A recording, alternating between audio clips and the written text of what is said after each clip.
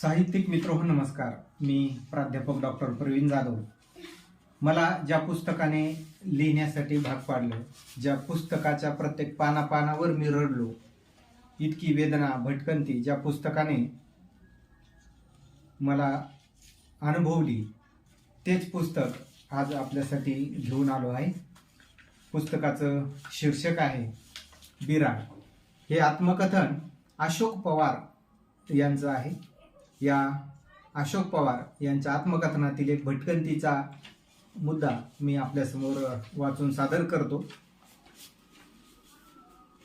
बेलदार समाजाचं जीवनचित्र रेखाटणारं हे आत्मकथन.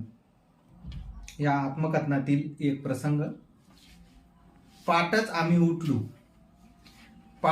आम्ही उठलो, मी आणि तात्यानं चा पेला आणि एकामागं एक निघालो.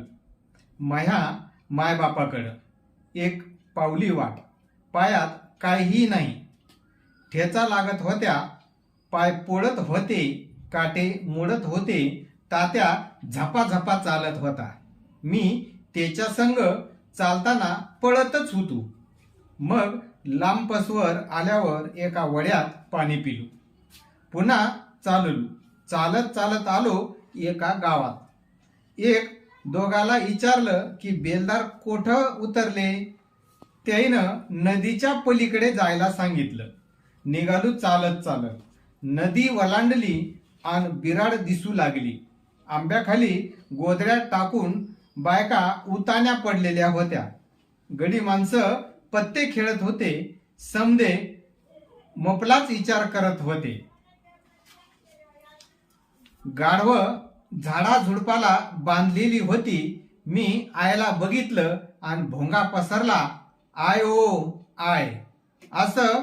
आय गडबडून उठली. समदे जमले. आय रडायली. बेटा मव्हा अश्रुबा, तू आला का रे?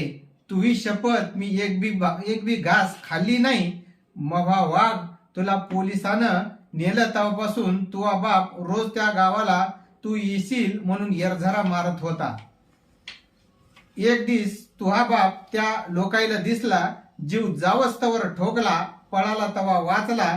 तरी बी तुह्या जीवासाठी तो गावच्या आजूबाजूनं तुह्यासाठी फिरतच होता.